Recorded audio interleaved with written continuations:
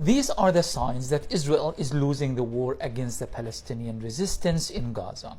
Number one, the language that is emanating from Israel.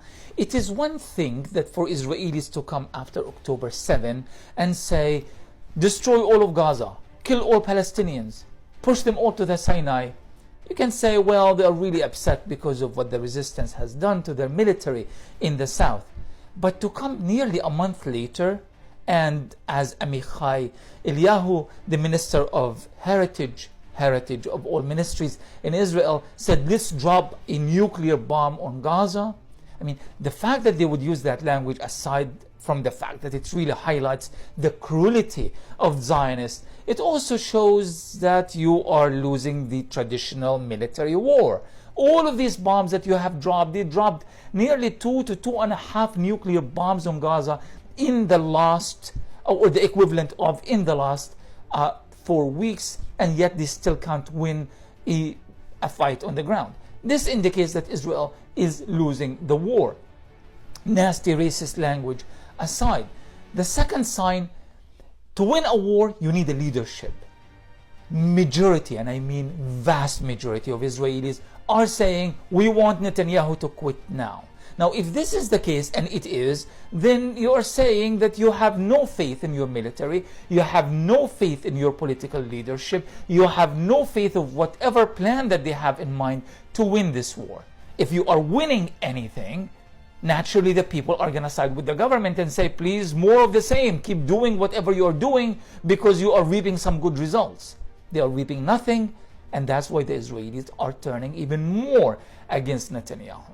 There are other reasons aside from that, which is what we see on TV every day. The Israelis are not able to produce any evidence that they are achieving anything of value, and the Palestinian resistance is documenting every attack on an Israeli tank, military bulldozer, personal carrier, anything else of that nature.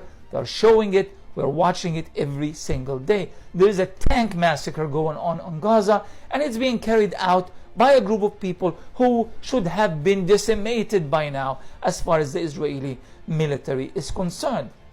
And of course, there are other reasons that are happening because of the international solidarity with Palestine all over the world, putting pressure on the Biden administration and other Western governments that are telling Israel, you need to define your goals. The fact that the New York Times, the Washington Post, especially the Wall Street Journal, keep saying that there is major disagreements between the Biden administration and Israel regarding its failure to define its goals in Gaza indicates that Israel has no particular goals. If you have no goals, how can you win war? A war has to have very clear and defined goals, and Israel has none. In fact, the Israeli goals have changed time and time again. At one point, they wanted to displace all Palestinians. They have failed. So strategically, they have failed.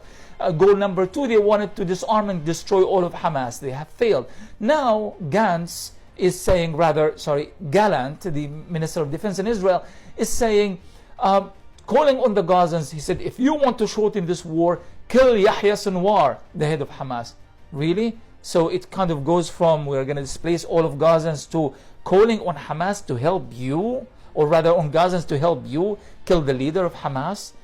This is the kind of insanity that's happening in Israel, but it really shows that they no longer have any kind of definable strategic, military, or political goals.